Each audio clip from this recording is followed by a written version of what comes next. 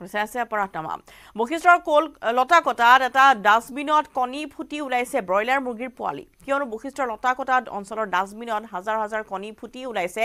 ব্ৰইলাৰৰ পোৱালি তাৰ পিছতে কেইজনমান যুৱকক কাণত ধৰি থকা দেখা গ'ল ডাষ্টবিনৰ কাষত কাৰণ ব্ৰইলাৰ কণী আৰু পোৱালি পেলাবলৈ আহি ৰাইজৰ ৰোষত পৰিল এটা প্ৰতিষ্ঠানৰ মেনেজাৰ আৰু গাড়ী চালক খানাপাৰাৰ এটা ব্ৰইলাৰ পোৱালি উৎপাদন কৰা প্ৰতিষ্ঠানৰ পৰা আহিছিল এই দলটো হাজাৰ হাজাৰ কণী আৰু ব্ৰইলাৰ পোৱালি পেলাই পৰিৱেশ বিনষ্ট কৰাৰ বাবে ৰাইজে আটক কৰি ৰাখে তেওঁলোকক ৰাইজে জবাবদিহি কৰিলে বাহন চালক আৰু মেনেজাৰকো পূৰ্বেও এনেদৰে ব্ৰইলাৰ কণী আৰু পোৱালি পেলাই পৰিৱেশ বিনষ্ট কৰি আহিছিল এই দলটোৱে আৰু এই সম্পৰ্কত পৌৰ নিগমকো ৰাইজে অৱগত কৰিছে যদিও কোনো ধৰণৰ সুফল তেওঁলোকে লাভ কৰা নাই আৰু সেইবাবে ৰাইজে নিজেই এনেধৰণে এই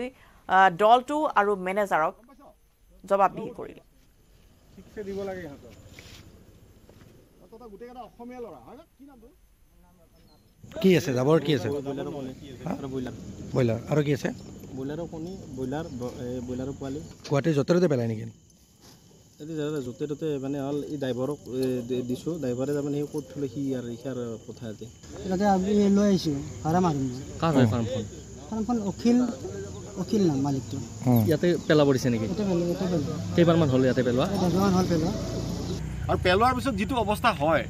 ইয়াতে মুৰ্গী পোৱালি ৰাস্তাত দৌৰি থাকে পিছদিনাখন ৰাস্তাত মানুহে খোজকাঢ়িব নোৱাৰে এনেকুৱা এটা দুৰ্গন্ধময় পৰিৱেশ সৃষ্টি হয় সাংঘাতিক পৰিৱেশ বিনষ্ট হৈছে গতিকে প্ৰথম কথা হ'ল যিসকলে এনেধৰণৰ মুৰ্গীৰ ফাৰ্মে হওক বা যিকোনো লাইফ ষ্টকৰ ব্যৱসায় কৰি আছে আমাৰ অসমীয়াই হওক লাগে তেওঁলোকে জানিব লাগে যে তেওঁলোকৰ আৱৰ্জনাসমূহ ক'ত কেনেধৰণে পেলাব লাগে যে এনেধৰণে আমাৰ ৰাজহুৱা স্থানত যদি অপেনলি পেলাই থৈ যায় সেইটোতো এটা বেয়া পৰিৱেশৰ সৃষ্টি কৰে তেওঁলোকে ডিজিটেল লাইব্ৰেৰী নিৰ্মাণৰ নামত মৰিগাঁৱৰ শিক্ষা বিভাগত কেলেংকাৰীৰ অভিযোগ উত্থাপন হৈছে সৰ্বশিক্ষা অভিযান অসমৰ উদ্যোগত মৰিগাঁও জিলাৰ 90খনকৈ প্ৰাথমিক বিদ্যালয়ত ডিজিটেল লাইব্ৰেৰী স্থাপনৰ নামত ঘোষণা কৰিছিল আঁচনি মাত্ৰ 2-1খন বিদ্যালয়তহে ডিজিটেল লাইব্ৰেৰী স্থাপন কৰি দায়িত্ব সামৰিলে জিলা শিক্ষা বিভাগে জিলা আয়ুক্ত দেৱাশিষ শৰ্মাই পোহৰলৈ আনিছে এই কথা লাইব্ৰেৰী নিৰ্মাণৰ বাবে 4টাকৈ ইনষ্টলমেণ্টত দিয়া হৈছিল ধন লাইব্ৰেৰী নিৰ্মাণৰ নামত আয়ুক্তৰ পৰা বিল পাছ কৰিবলৈ অহাৰ সময়ছোৱাতে পোহৰলৈ আহিছে এই কথা এই আঁচনিৰ তদাৰকৰ দায়িত্বত থকা অবিনাশ দাস নামৰ বিষয়াজনে বিল পাছ কৰিবলৈ অহাৰ সময়ছোৱাতেই বিসংগতিৰ কথা ধৰা পেলাই মৰিগাঁৱৰ আয়ুক্ত দেৱাশিষ শৰ্মাই এই কেলেংকাৰীৰ নাম সাঙুৰ খাইছে ধন্তি বৰুৱা নামৰ এজন অভিযন্তাৰো জিলা আয়ুক্তই ইতিমধ্যেই সৰজমিন তদন্ত আৰম্ভ কৰিছে কেলেংকাৰীৰ সন্দৰ্ভত মই এটা সভাপতি কওঁ যে আৰু এটো কৰিব লাগিছিল ফোনকালে হ'ব লাগে মোক কৈ আছে ফোন কৰি আছে ওপৰৰ পৰা আপুনি কি কৈছে কি কৰে কি তাৰ মানে কৈছে ইঞ্জিনিয়াৰ কৈছে বোলে এইটো কাম বাইদেউ সুধিছে যে কামবিলাক হৈছে নাই বাইদেউ কৈছে নাই হোৱা কামবিলাক আধা দুখৰা হৈ আছে মই কৈছোঁ যে বস্তুবিলাক আধা দুখৰা হৈ আছে তাৰপিছত মানে কি ইঞ্জিনিয়াৰ কৈছে যে বোলে আপুনি হৈছে বোলে সেইটো দিয়ক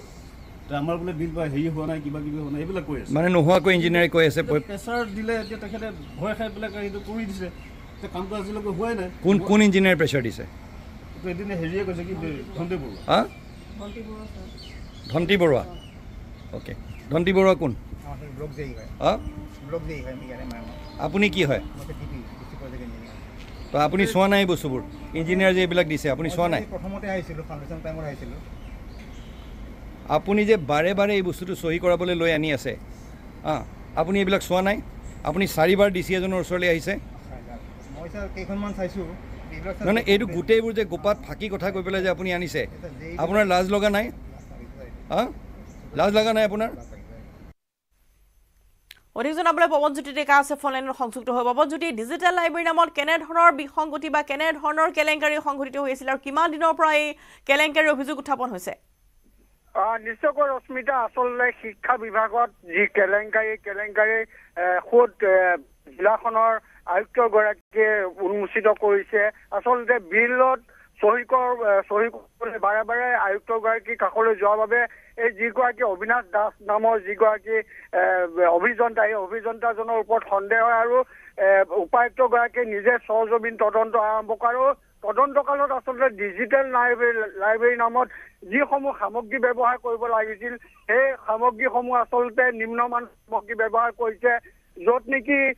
ডাঙৰ টিভি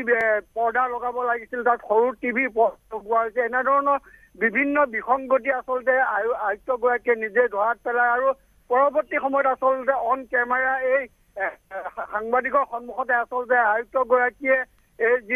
যিবোৰ কৰ্মচাৰী তেখেতসকলক ধমক প্ৰদান কৰে আৰু পৰৱৰ্তী সময়ত বিহিত ব্যৱস্থা লোৱাৰ কথা ইতিমধ্যে আমাক জানিবলৈ দিছে আয়ুক্তগৰাকীয়ে। আৰু এটা কথা ক'ব লাগিব, আচলতে 90খন বিদ্যালয়ত এনেধৰণৰ যি লুণ্ঠন, এই লুণ্ঠন আচলতে অব্যাহত ৰাখিছে শিক্ষা বিষয়া, সৰ্বশিক্ষা অভিযান মিছনৰ এই বিষয়াসকলে। আৰু আচলতে এই সমুদায় ধন গোটেই গিলিবলৈ চেষ্টা কৰিছিল অভিযন্তা আৰু কনিষ্ঠ অভিযন্তাসকলে লগ লাগি। অৰ্থাৎ ঠিকাদাৰৰ সৈতে মিলি এই অভিযন্তাই ধন লুটৰ বা এই কেলেংকাৰী সংঘটিত কৰি আহিছিল। নিশ্চয়কৈ ৰশ্মিতা, আচলতে পৰিচালনা সমিতি বা যিসকল ঠিকাদাৰী প্ৰতিষ্ঠান, এই প্ৰতিষ্ঠানসমূহত লগ লাগি আচলতে এইসমূহ ধন 90খন বিদ্যালয়ৰ 15 লাখকৈ টকা প্ৰতিখন বিদ্যালয়ে এই ধনসমূহ আচলতে আত্মসাৎ কৰা এক অভিসন্ধি ৰচনা কৰিছিল। কিন্তু জিলা উপায়ুক্তগৰাকীৰ হস্তক্ষেপত এইটো বিফল হ'ল। পৰৱৰ্তী সময়ত নিশ্চয়কৈ এই যিসকল বিষয়া কৰ্মচাৰী, এই বিষয়া কৰ্মচাৰীসকলৰ প্ৰতি ব্যৱস্থা গ্ৰহণ নিশ্চয়কৈ আয়ুক্তগৰাকীয়ে কৰিব। ৰশ্মিতা, ধন্যবাদ জনাইছোঁ পৱন আপোনালৈ। আৰু এনেদৰেই পোহৰলৈ আহিছে যে কেনেধৰণৰ আঁচনিৰ নামত 2-3খন কেৱল কাম কৰিয়েই বিল পাছ কৰিবলৈ আহিছিল আৰু তাৰপিছতে আয়ুক্তগৰাকী ধৰা পেলাইছে সমগ্ৰ ঘটনা। জিলা আয়ুক্ত দেৱাশিষ শৰ্মাই সমগ্ৰ যি কেলেংকাৰী সেই তথ্য পোহৰলৈ আহিছে যে কেনেদৰে ডিজিটেল লাইব্ৰেৰী নিৰ্মাণৰ নামত দুৰ্নীতি সংঘটিত হৈ আহিছে আৰু এনেধৰণৰ যি বিল পাছ কৰাৰ নামত লাখ লাখ টকা আত্মসাৎ কৰিবলৈ ওলাইছিল অভিযন্তা, ঠিকাদাৰ মিলি সকলো ঘটনা ইতিমধ্যে পোহৰলৈ আহিছে আয়ুক্তৰ অনুসন্ধানত।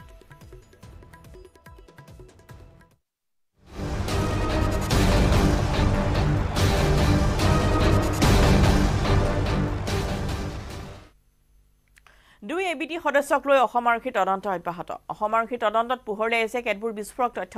2022 চনত ত্ৰিপুৰা সীমান্তৰে নেপালত প্ৰৱেশ কৰিছিল বাহাৰ আৰু ৰাছেলে। দক্ষিণ পূব এছিয়াত সাংগঠনিক ভেটি শক্তিশালী কৰাৰ লক্ষ্য আছিল এই সন্ত্ৰাসবাদীৰ। AQISৰ নেতা খলিল মিয়াৰ তত্বাৱধানত ভাৰতলৈ আহিছিল দুয়োগৰাকী। নেপালত খলিল মিয়াক লগ ধৰিছিল দুই সন্ত্ৰাসবাদীয়ে। বেংগালুৰু আৰু নগাঁৱৰ সামগ্ৰীৰ পৰা সংগ্ৰহ কৰিছিল ভুৱা আধাৰ আৰু পান কাৰ্ড। আৰক্ষীয়ে জব্দ কৰিছে 3টা মোবাইল ফোনসহ 11খনকৈ চিম কাৰ্ড। অল কায়দাৰ বাণী সম্বলিত পুস্তিকাৰ টোপোলাও জব্দ কৰা হৈছে। অসম আৰক্ষীৰ মোষ্ট ৱান্টেড তালিকাত আছিল খলিল মিয়া। বিগত 2 বছৰ ধৰি খলিলৰ সন্ধানত অসম আৰক্ষী আছে। খলিলৰ বিৰুদ্ধে অসমত ৰুজু আছে জেহাদী সম্পৰ্কীয় গোচৰ। অসম আৰক্ষীৰ চকু ধুলি দি নেপালত আত্মগোপন কৰিছে খলিলে। খলিলৰ নেতৃত্বত বাহাৰ ৰাছেলে ৰচিছিল ব্লু প্ৰিণ্ট। নেপালত ছুৱেটাৰ বনোৱা কোম্পানীত শ্ৰমিক হিচাপে আছিল বাহাৰ আৰু ৰাছেল। খলিল মিয়াই শ্ৰমিক হিচাপে নিয়োজিত কৰিছিল দুইজনকে। নেপালত 8 মাহ থাকি খলিলসহ বেংগালুৰুলৈ আহিছিল বাহাৰ আৰু ৰাছেল। বেংগালুৰুতো কাপোৰৰ কাৰখানাত শ্ৰমিক হিচাপে আছিল বাহাৰ ৰাছেল। খলিলে বাহাৰ ৰাছেলক যোগান ধৰিছিল ভুৱা আধাৰ আৰু পেন কাৰ্ড, ভোটাৰ ID। 2023ত খলিলসহ বাহাৰ আৰু ৰাছেল উপস্থিত হৈছিল অসমত। নগাঁৱৰ সামগ্ৰীৰ কানুৱামাৰীত বাহৰ পাতিছিল 3 সন্ত্ৰাসবাদীয়ে। কানুৱামাৰীত মতিউৰ নামৰ লোকজনক যোগাযোগ কৰিছিল খলিলে। মতিউৰে সামগ্ৰীৰ পৰা বাহাৰ মিয়াক বনাই দিছিল ভুৱা আধাৰ আৰু পান কাৰ্ড। 2023 চনতে আৰক্ষীয়ে সামগ্ৰীৰ পৰা গ্ৰেপ্তাৰ কৰিছিল মতিউৰক। ভুৱা নথি সংগ্ৰহ কৰি 2023 চনতে সামগ্ৰীৰ পৰা গুজৰাটত উপস্থিত হৈছিল বাহাৰ মিয়া। জেহাদী খলিলৰ নিৰ্দেশত ৰাছেলৰ লগতে গুজৰাটত উপস্থিত হৈছিল বাহাৰ। 13 মে'ত গুৱাহাটী ৰেল ষ্টেচনৰ পৰা গ্ৰেপ্তাৰ কৰিছিল বাহাৰ মিয়া আৰু ৰাছেল মিয়াক। ডিউৰিৰ পৰা 4খনকৈ বাংলাদেশৰ সিম কাৰ্ড, এখন নেপালৰ 6খনকৈ ভাৰতীয় সিম কাৰ্ড ইতিমধ্যে জব্দ কৰা হৈছে। অসমত জেহাদীৰ কেনেধৰণৰ জাল মিলিছিল বা বহিছিল সেই সন্দৰ্ভত বহুতো বিস্ফোৰক তথ্য পোহৰলৈ আহিছে। পোনপটীয়া সম্প্ৰচাৰত আছে আমাৰ জ্যেষ্ঠ সাংবাদিক নীলোৎপল বৰা। নীলোৎপল, কেনেধৰণৰ আচলতে জেহাদীয়ে জাল মিলিছিল 2 এবিটি সদস্যক গ্ৰেপ্তাৰ কৰাৰ পিছতে আৰু কি তথ্য পোহৰলৈ আহিছে আমি জানিব বিচাৰিছোঁ আপোনাৰ পৰা। নিশ্চয় ৰশ্মিতা, এই মুহূৰ্তত আমাৰ হাতত মতিউৰৰ সম্পূৰ্ণ তথ্য আহি পৰিছে। মতিউৰৰ নাম হৈছে মতিউৰ ৰহমান। মতিউৰৰ ঘৰ হৈছে সামগ্ৰীৰ কনুৱামাৰীৰ 3 নং ৱাৰ্ডত। সামগ্ৰীৰ কনুৱামাৰীৰ 3 নং ৱাৰ্ডত মতিউৰৰ ঘৰ। আৰু মতিউৰক আজিৰ পৰা 6 মাহ পূৰ্বে মতিউৰে জেলৰ পৰা মুক্তি লাভ কৰিছে। মতিউৰে পূৰ্বেও যি ভুৱা চিম কাৰ্ড, ভুৱা আধাৰ কাৰ্ড প্ৰস্তুত কৰাৰ গোচৰত আৰক্ষীৰ হাতত গ্ৰেপ্তাৰ হৈছে। কিন্তু আৰক্ষীয়ে মতিউৰৰ পৰা যি এই আনচাৰুল বাংলাৰ 3গৰাকী সদস্যৰ কোনো ধৰণৰ তেওঁলোকৰ তথ্য উলিয়াব পৰা নাছিলে। এয়া নগাঁও আৰক্ষীৰ নিঃসন্দেহে বৃহৎ যি বিফলতা বুলি ক'ব লাগিব। কাৰণ মতিউৰে যি চিম কাৰ্ড যোগান দিছিলে খলিল মিয়া, ৰাছেল মিয়া আৰু যি বাহাৰ মিয়া, এই 3গৰাকী সন্ত্ৰাসবাদী অসমলৈ আহিছিলে, নগাঁৱলৈ আহিছিলে। নগাঁৱৰ কনুৱামাৰীত বাহৰ পাতি আছিলে আৰু তেওঁলোকে ইয়াৰ পৰা গুজৰাটলৈ গৈছিলে। গতিকে মই এটা কথা ক'ব লাগিব যে মতিউৰ ৰহমানে ইয়াৰ পূৰ্বে যি সামগ্ৰীৰ যি কনুৱামাৰীত যি ভুৱা চিম কাৰ্ড, আধাৰ কাৰ্ড প্ৰস্তুত কৰি আৰক্ষীৰ জালত পৰিছে। কিন্তু আৰক্ষীৰ জালত পৰাৰ পূৰ্বেই তেওঁ কিন্তু যি খলিল মিয়া, বাহাৰ মিয়া আৰু ৰাছেল মিয়াক বাংলাদেশৰ যি আনচাৰুল বাংলা টীমৰ যি এইকেইগৰাকী সদস্যক যি তেওঁ সিম কাৰ্ড আৰু আধাৰ কাৰ্ড যোগান ধৰিছিলে। আৰু বৰ্তমান আৰক্ষীৰ জেৰাত এই দুগৰাকী যি জেহাদী সদস্যই যি তেওঁলোকে স্বীকাৰোক্তি দিছে বাংলাদেশৰ এই বাংলাদেশী দুগৰাকী জেহাদীয়ে যে তেওঁলোকক যি আধাৰ কাৰ্ড আৰু সিম কাৰ্ড নগাঁৱৰ পৰা যোগান ধৰা হৈছিলে, নগাঁৱৰ সামগ্ৰী কোনামাৰীৰ পৰা যোগান ধৰা হৈছিলে। কিন্তু মই এটা কথা অৰ্থাৎ এই সিম কাৰ্ডসমূহ যোগান ধৰা তেওঁলোকক আন নগাঁৱৰ লোকসকলো স্থানীয় লোকো জড়িত হৈ থাকিব পাৰে নেকি বা তেওঁলোকৰ সহযোগী থাকিব পাৰে নেকি নগাঁৱত? নিশ্চয় নিশ্চয়, এই আটাইতকৈ ডাঙৰ প্ৰশ্ন হৈ পৰিছে ৰশ্মিতা, অতি গুৰুত্বপূৰ্ণ কথা। কাৰণ যি আনচাৰুল বাংলাৰ টীমৰ যি ৰাছেল মিয়া, বাহাৰ মিয়া আৰু খলিল মিয়া, এই তিনিওগৰাকীয়ে নগাঁৱলৈ আহিছিলে। নগাঁৱৰ সামগ্ৰীত আহি পেলাই বাহৰ পাতি আছিলে। নগাঁৱৰ সামগ্ৰীত বাহৰ পাতি থাকি তাত প্ৰায় ৪-৫ দিন আছিলে। আৰু তেওঁলোকে বিভিন্ন লোকক বিভিন্ন ধৰণৰ ধৰ্মীয় কথা বতৰা কৈ জেহাদৰ প্ৰতি আকৃষ্ট কৰাৰ কথা আমি পূৰ্বে উল্লেখ কৰিছোঁ। গতিকে সেই সময়ছোৱাত কাৰ কাৰ সৈতে যোগাযোগ হৈছিলে, কোন কোন লোকে তেওঁলোকৰ লগত যোগাযোগ কৰিছিলে আৰু কোনো যুৱক তেওঁলোকৰ সংস্পৰ্শলৈ আহিছে নেকি? কাৰণ আটাইতকৈ ভয়ংকৰ কথাটো হৈছে যে জেহাদীৰ যি স্লিপাৰ চেলৰ তথ্য লাভ কৰোঁতে চোৰাংচোৱাৰ যথেষ্ট তেওঁলোকৰ সমস্যা সৃষ্টি হয়। কাৰণ স্লিপাৰ চেলসমূহ যেতিয়ালৈকে ডিএক্টিভেট হৈ থাকে তেওঁলোকক গ্ৰেপ্তাৰ কৰাটো সহজ নহয়, তেওঁলোকক আটক কৰাটো সহজ নহয়। কিন্তু আনচাৰুল বাংলা টীমে যিহেতু গুজৰাট বা মধ্য যি এছিয়াত বৰ্তমান দেখিবলৈ পোৱা গৈছে তেওঁলোকৰ নেটৱৰ্ক শক্তিশালী কৰাৰ চেষ্টা কৰিছে, অসমত বহু কুটাঘাত কৰাৰ চেষ্টা কৰিছে, অসমত বহু ৰক্তাক্ত বিভিন্ন নিৰীহৰ প্ৰাণ লোৱাৰ চেষ্টা কৰিব পাৰে। গতিকে এনেধৰণৰ এইসকল জেহাদীয়ে নগাঁৱলৈ অতি সহজে আহিছিলে। নগাঁৱত আহি ৩-৪ দিন ধৰি বাহৰ পাতি আছিলে। সেই সময়ত চোৰাংচোৱাৰ তথ্য লাভ কৰাটো অতি উদ্বেগজনক। আৰু আটাইতকৈ উদ্বেগজনক কথাটো হৈছে তেওঁলোকে কাক কাক লগ পাইছিলে, তেওঁলোকে আৰু কিবা নেটৱৰ্ক স্থাপন কৰি গৈছে নেকি, সেইসমূহ বিষয় কিন্তু বৰ্তমান উদ্ঘাটন কৰাটো প্ৰয়োজনীয় হৈ পৰিছে। ৰশ্মিতা নিশ্চয় নীলোৎপল লাইনত থাকিব। আমি বীৰেঞ্চিৰ সৈতে আমাৰ সংযুক্ত হৈছোঁ। বীৰেঞ্চি, এই দুই এবিটি সদস্য যিসকল ইতিমধ্যে ৰাহাৰ আৰু ৰাছেল নগাঁৱলৈ আহিছে, তাত থাকি পেলাই ইতিমধ্যে চিম কাৰ্ডো যোগান ধৰা হৈছে, তেওঁলোকক বহুতো তথ্য পোহৰলৈ আহিছে। আপোনাৰ হাতত কি কি তথ্য আছে আমি জানিব বিচাৰিম বীৰেঞ্চি। নিশ্চয় ৰশ্মিতা, যে দেখা পোৱা গৈছে বাহাৰ আৰু ৰাছেলে আচলতে কি ধৰণে এটা নেটৱৰ্ক বনাইছিল। আমি যিহেতু পূৰ্বৰ কিছু প্ৰতিবেদনত যিহেতু কৈছিলোঁ ধুবুৰী অঞ্চলত কি ধৰণে আচলতে একাংশ যুৱকক এবিটিৰ প্ৰতি আসক্ত কৰা হৈছিল, এবিটিৰ প্ৰতি তেওঁলোকক বিভিন্ন মাদ্ৰাছাৰ শিক্ষকৰ ৰূপতে হওক বা তেনেধৰণৰ একাংশ লোকৰ লগত আচলতে তেওঁলোকে যোগাযোগ কৰিছিল যে তেওঁলোকে যিসমূহ আচলতে এবিটিৰ শ্লিপাৰ চেল হিচাপে যেতিয়া কাম কৰি আছিল আৰু সেই সকলোখিনি তথ্য SBI লাভ কৰিছিল। আৰু তেওঁলোকৰ এটা বিশেষ গোট গঠন কৰি দিয়া হৈছিল যে এবিটিৰ বিৰুদ্ধে তেওঁলোকে নিৰন্তৰভাৱে যাতে অভিযান চলাব পাৰে। তেওঁলোকৰ যিখিনি তথ্য এবিটিয়ে কি ধৰণৰ কুচকাৱাজ কৰি আছে, কাক লগ ধৰিছে, কি ধৰণৰ তেওঁলোকৰ নেটৱৰ্ক, আৰু দেখা পোৱা গৈছে যিহেতু সামগ্ৰীত যি ধৰণৰ এটা নেটৱৰ্ক গঢ়ি উঠিছিল যে তেওঁলোকে আধাৰ কাৰ্ড বনাইছিল, ভুৱা পেন কাৰ্ড বনাইছিল, আৰু সেইসমূহ আধাৰ পেন কাৰ্ড দি বিভিন্ন প্ৰতিষ্ঠানত তেওঁলোকে কাম কৰিছিল। আৰু সেই কাম কৰা চলেৰে বহু যুৱকক তেওঁলোকে এবিটিৰ প্ৰতি আসক্ত কৰিছিল। আৰু দেখা পোৱা গৈছিল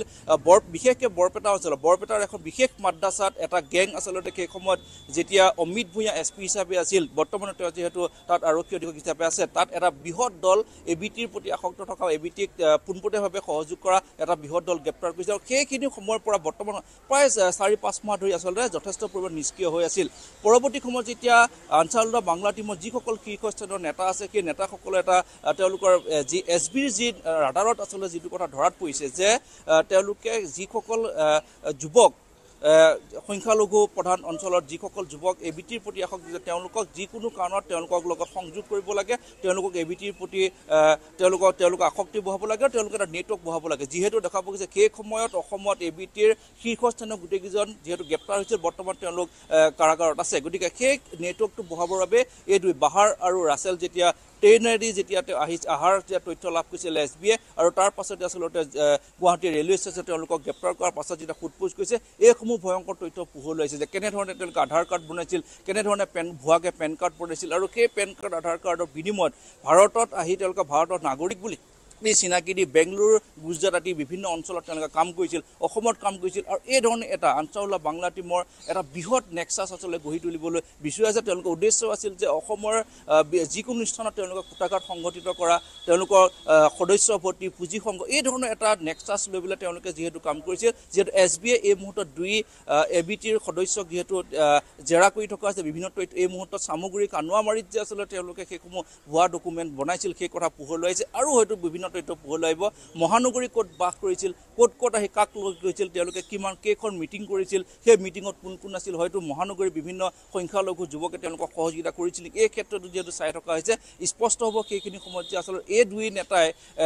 অসমত বাহাৰ প্ৰৱেশ কৰিছিল নে তেওঁলোকৰ লগত আৰু আছে আৰু এই দুই নেতা কোনে সহযোগ কৰিছে সেই তাৰো এখন আচলতে তালিকা এই মুহূৰ্তত প্ৰস্তুত হৈ আছে নিশ্চয় সহায় কোনে কৰিছিল আমি খবৰ লাভ কৰিম এবাৰ নীলোৎপলো যিহেতু সংযুক্ত হৈছে নীলোৎপল নগৰ সামগুৰি কানুৱাৰীত বাহৰ পাতি আছিলে তিনি সন্ত্ৰাসবাদী আৰু যিখিনি তথ্য পোহৰলৈ আহিছে যে তেওঁলোকে ভুৱা আধাৰ কাৰ্ড বনাইছিল পেন কাৰ্ড বনাইছিল আৰু বিশেষকৈ এনেধৰণৰ যেতিয়া নেটৱৰ্ক তেওঁলোকে বহায় তেতিয়াহ'লে দেখিবলৈ পোৱা যায় যে চৰণৰ যিসকল অশিক্ষিত লোক থাকে তেওঁলোকক বেছিকৈ আসক্ত কৰা দেখিবলৈ পোৱা যায় ধৰ্মৰ নামত হওক বা বিভিন্ন প্ৰলোভন দি তেওঁলোকক চাকৰিত সোমোৱাই কোম্পানীৰ চাকৰি দিম বুলি লৈ যায় বিভিন্ন ধৰণৰ প্ৰলোভন দি লৈ যায় গতিকে তেনেধৰণৰ কি চক্ৰান্ত আছিল বা আৰু শেহতীয়া কি তথ্য পোহৰলৈ আহিছে আৰু কানুৱামাৰীত অভিযান অব্যাহত আছে নেকি এইখিনি মুহূৰ্ততো নিশ্চয় ৰশ্মিতা ইতিমধ্যে কনুৱামাৰী যি মতিউৰ ৰহমানৰ সন্দৰ্ভত আৰক্ষীয়ে কি অনুসন্ধান কৰিছে সেই বিষয়ে সবিশেষ আমাৰ হাতত আপডেট আহি পৰা নাই কিন্তু ৰশ্মিতা এইখিনি এটা গুৰুত্বপূৰ্ণ কথা মই আপোনাক কওঁ যে আজিৰ পৰা কেইদিনমান পৰে বটদ্ৰৱাত বহু চিম কাৰ্ড আইফোন উদ্ধাৰ কৰা হৈছিলে চিম কাৰ্ড উদ্ধাৰ কৰা হৈছিলে আৰু সেই সময়ত এটা তথ্য পোহৰলৈ আহিছিলে পাকিস্তানলৈ বটদ্ৰৱাৰ পৰা চিম কাৰ্ড যোগান ধৰা হয় আমি পূৰ্বে কৈছিলো যে চিম কাৰ্ড আধাৰ কাৰ্ড যিসমূহ প্ৰস্তুত কৰা হয় সেইসমূহ ব্যৱহাৰ কৰা হৈছিলে ভুৱা যি সংখ্যালঘু ছাত্ৰবৃত্তিৰ বাবে ভুৱা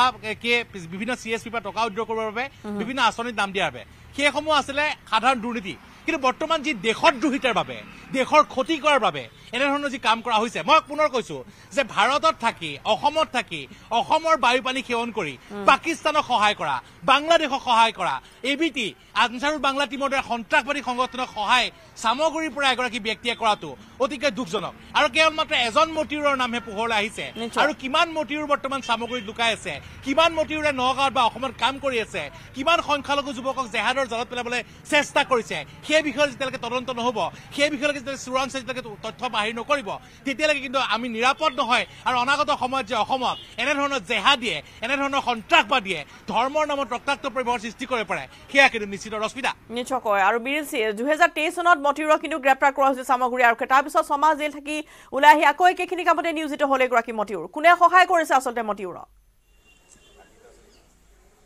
নিশ্চয়কৈ ৰশ্মিতা আচলতে এডাল বৃহৎ ছেদ আমি এই মুহূৰ্তত যদি এটা কথা কওঁ যে অসম আৰক্ষীৰ বাবে আচলতে এই মুহূৰ্তত দুটাকৈ প্ৰত্যাহ্বান আহিছে এটা হৈছে আনসাৰুল্লাহ বাংলা টিমৰ যি ধৰণৰ আগ্ৰাসন দ্বিতীয়তে ISISৰ যি ধৰণৰ এটা নেক্সাছ অসমত যিহেতু দেখা পোৱা গৈছে অসম কেন্দ্ৰিক এই দুটা সংগঠনে সমগ্ৰ বিশ্বতাক এটা সংগঠন ISISে কেনেধৰণে অসমক টাৰ্গেট কৰিছে আৰু দেখা পোৱা গৈছে বিপৰীতে আনসাৰুল্লাহ বাংলা টিমে কেনেধৰণে এটা চেইন ছিষ্টেমত যে ধুবুৰী প্ৰান্তত যেতিয়া দেখা পোৱা গৈছে আনসাৰুল্লাহ বাংলা টিমৰ সদস্য গ্ৰেপ্তাৰ হৈছিল বৰপেটাত গ্ৰেপ্তাৰ হৈছিল সেই সময়ত বৰপেটাত গ্ৰেপ্তাৰ হৈছিল মাদ্ৰাছাত শিক্ষকতা কৰি থকা বহুকেইজন শিক্ষক আৰু তেওঁলোকৰ নেটৱৰ্কটোৱে আছিল যে তেওঁলোকে মাদ্ৰাছালৈ যিসকল ছাত্ৰ ছাত্ৰী আহে তেওঁলোকক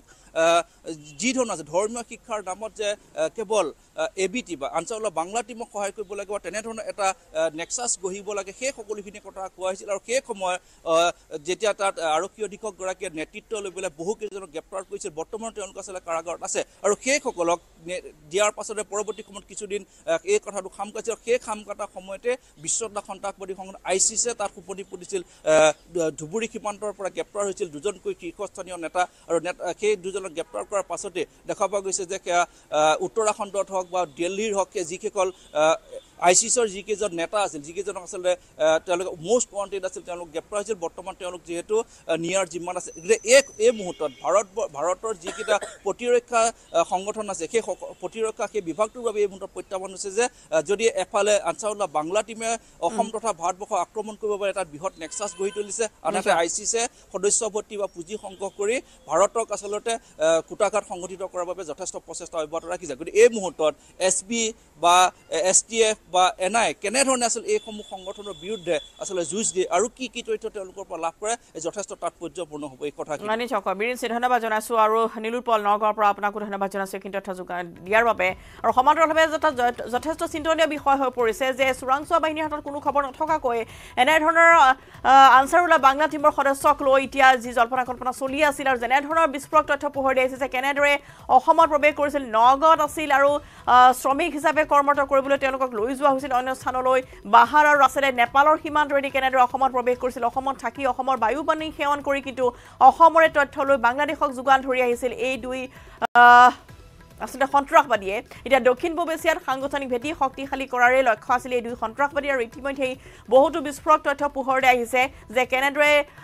নেপালত থাকি খলিল মিয়াক লগ ধৰিছিল আৰু তাৰ পিছৰ পৰা বেংগালুৰু আৰু নগাঁৱৰ সামগুৰিৰ পৰা ভুৱা আধাৰ কাৰ্ড ভুৱা সিম কাৰ্ড এসমূহ যোগান ধৰা হৈছিল ইতিমধ্যেই মোবাইল জব্দ কৰা হৈছে সিম কাৰ্ড জব্দ কৰা হৈছে য'ত ইতিমধ্যেই আল কায়দাৰ বাণী সম্বলিত পুস্তিকাৰ টুপলাও জব্দ কৰা হৈছে দুই সন্ত্ৰাসবাদীৰ কবলৰ পৰা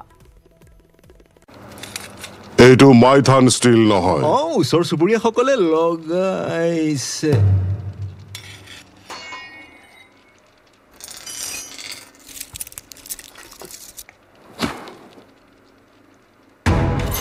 ষ্ট্ৰং মানে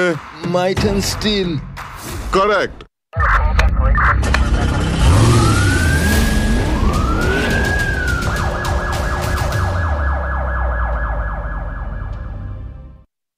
তাৰ মাজতো গংগোত্ৰী এবাৰ উচ্চতৰ মাধ্যমিক পৰীক্ষাত অৱতীৰ্ণ হৈ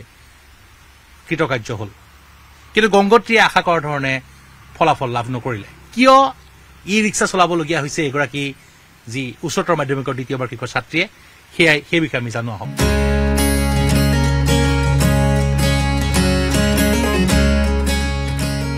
গংগোত্ৰী তুমি ই ৰিক্সা কিয় চলাবলগীয়া হ'ল পাপাৰ অসুস্থতাৰ কাৰণে চলাব লগা হ'ল কেতিয়াৰ পৰা চলাইছে ৰিক্সা মোৰ এবছৰ মানে হ'ল আৰু এতিয়া পৰিয়াল তুমি চলোৱাৰ দায়িত্ব তোমাৰ হয় মোৰে স্কুলৰ পৰা আহি ৰিক্সা চলোৱা হয় আৰু পঢ়া শুনা কৰা হয় কৰো পাছ কৰিলা মনটো কেনেকুৱা লাগিছে ভালে লাগিছে আশা কৰাৰ ধৰণে ফলাফল নহ'লে আৰু ভৱিষ্যতে ভাল ৰিজাল্ট কৰাৰ মন আছে আছে আৰু ঘৰত কোন কোন আছে তোমাৰ মা দেউতা জেঠাই আৰু মই কি কি সাবজেক্ট আছিলে তোমাৰ হাই সেকেন্ডাৰী মোৰ লজিক পলিটিক্যাল এডভান্স আসামিজ আৰু এডুকেশ্যন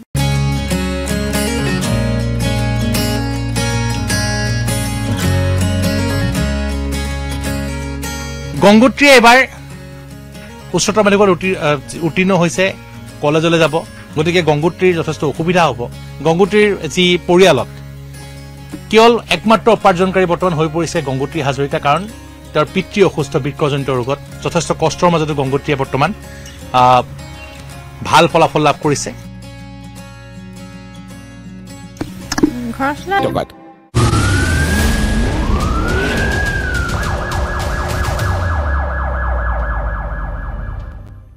পংখী সন্দিকৰ ৰহস্যজনক মৃত্যুক লৈ আজি পুনৰ প্ৰতিবাদ সাব্যস্ত কৰিলে শতাধিক লোকে শিৱসাগৰ দৌলমুখ চাৰিআলি জাতীয় জনগোষ্ঠীয় সংগঠনৰ ধৰ্মঘটত কেইবা শতাধিক লোকৰ অংশগ্ৰহণ পংখী সন্দিকৰ মৃত্যুৰ উচ্চ পৰ্যায়ৰ তদন্তৰ দাবীত অৱস্থান ধৰ্মঘট কাৰ্যসূচী ৰূপায়ণ কৰা হয় পংখী সন্দিকৰ স্বামী নীতিকেশ দাসক চাকৰিৰ পৰা বৰ্খাস্ত কৰা আৰক্ষী বিষয়া নীলকমল বৰুৱাক নিলম্বনৰ দাবী জনাই প্ৰতিবাদী জনতাই অৱস্থান ধৰ্মঘট কাৰ্যসূচীত পংখী সন্দিকৰ মাতৃ দীপিকা সন্দিকেও অংশগ্ৰহণ কৰে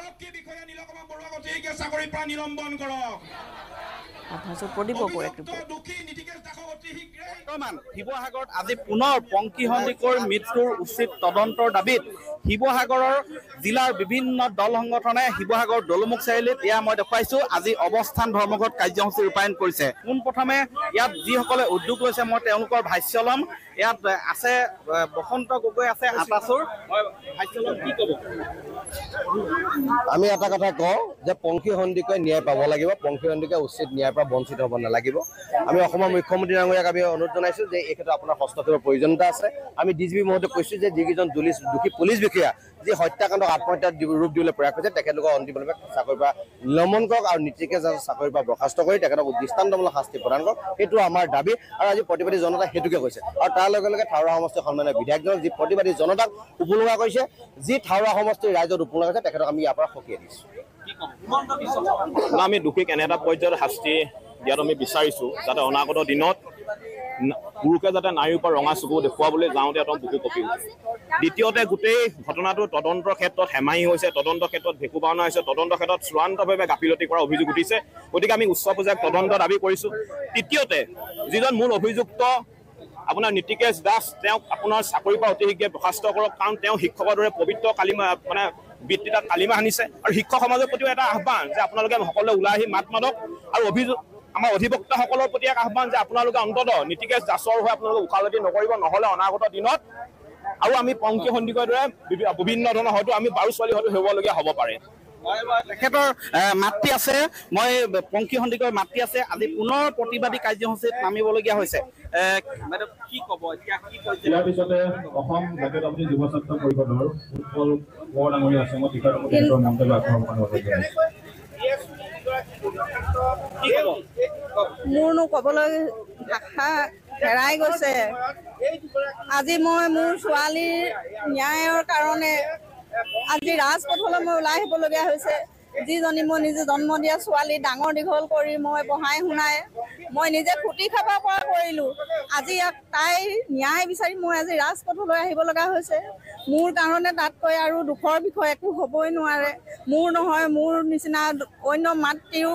এনেকুৱা এটা নহওক এনেকুৱা দুখ নাপক হয়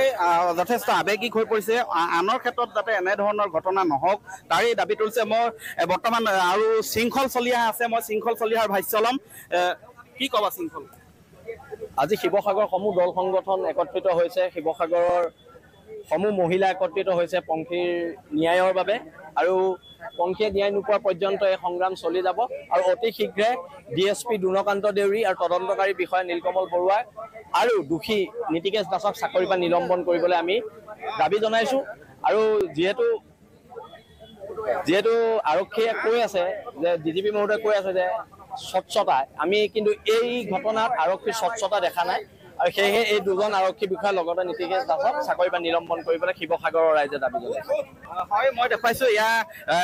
কেইবা শতাধিক মহিলাই ইয়াত অংশগ্ৰহণ কৰিছে এই কাৰ্যসূচীত কাৰণ সকলোৱে এটাই দাবী উত্থাপন কৰিছে যে তদন্তত যথেষ্ট গাফিলতি হৈছে বুলি তেওঁলোকে অভিযোগ উত্থাপন কৰিছে আৰু এই তদন্ত যাতে স্বচ্ছ আৰু নিকা হয় তাৰ বাবে যিগৰাকীয়ে গাফিলতি কৰিছে বুলি অভিযোগ হৈছে নীলকমল বৰুৱা তেওঁকো চাকৰিৰ পৰা নিলম্বন কৰাৰ দাবী তুলিছে অন্যথা ইয়াতকৈও আচলতে আন্দোলন প্ৰতিবাদী কাৰ্যসূচী ভয়াৱহ কৰিব বুলি শংকাৰ দিছে দল সংগঠনসমূহে ডিব্ৰুগড় পৌৰসভাৰ ট্ৰেড লাইসেন্সৰ ভিত্তিতে দিয়া হয় স্বাস্থ্য কেন্দ্ৰৰ পৰীক্ষাগাৰৰ অনুজ্ঞাপত্ৰ স্বাস্থ্য সঞ্চালকৰ বিৰুদ্ধে এই বিস্ফোৰক অভিযোগ ডিব্ৰুগড় জিলা বিজেপিৰ সভাপতি উজ্জ্বল কাশ্যপৰ অসম চিকিৎসা মহাবিদ্যালয় হাস্পতালত চলা তেজৰ দালাল ৰাজ পোহৰলৈ অহাৰ পিছতেই এই অভিযোগ বিজেপি নেতাগৰাকীৰ AMCHৰ সন্মুখত থকা একাংশ লেবৰেটৰী সাঙুৰ খাইছে তেজৰ দালালিৰ অভিযোগত AMCHৰ চলা তেজৰ ৰমৰমীয়া কোলা বেহাক লৈ দায়খৰা মন্তব্য জিলা স্বাস্থ্য সঞ্চালকগৰাকীৰ অসম চিকিৎসা মহাবিদ্যালয়ৰ ৰোগীক বিভিন্ন পৰীক্ষা নিৰীক্ষাৰ বাবে কৌশলেৰে ব্যক্তিগত লেবৰেটৰীলৈ লৈ যায় দালালে ব্লাড বেংক আন বিভিন্ন পেথলজিকেল টেষ্টৰ নামত ৰোগীৰ আত্মীয়ক চিকিৎসা মহাবিদ্যালয়ৰ ভিতৰৰ পৰা সমীপতে ঘূৰি ফুৰা দালালে কৌশলেৰে লৈ যায় AMCHৰ গাতে লাগি থকা বিভিন্ন ব্যক্তিগত লেবৰেটৰীলৈ মুটা কমিছনৰ অংকত চিকিৎসালয়ত পিয়াপি দি ফুৰিছে এনেধৰণৰ দালালে অসম চিকিৎসা মহাবিদ্যালয়ত কৰ্মৰত একাংশ কৰ্মচাৰী চিকিৎসক জড়িত থকাৰ বিস্ফোৰক অভিযোগ উঠিছে এই দালাল চক্ৰটোৰ বিৰুদ্ধে বিজেপিৰ ডিব্ৰুগড় জিলা সভাপতি উজ্জ্বল কাশ্যপে ছ'চিয়েল মিডিয়া যোগে পোষ্ট দিয়াৰ পিছতে গা লৰি অসম চিকিৎসা মহাবিদ্যালয় কৰ্তৃপক্ষৰ ইয়াৰ লগতে সময় হৈছে অপৰাধ নামৰ পৰা বিদায় লোৱাৰ নমস্কাৰ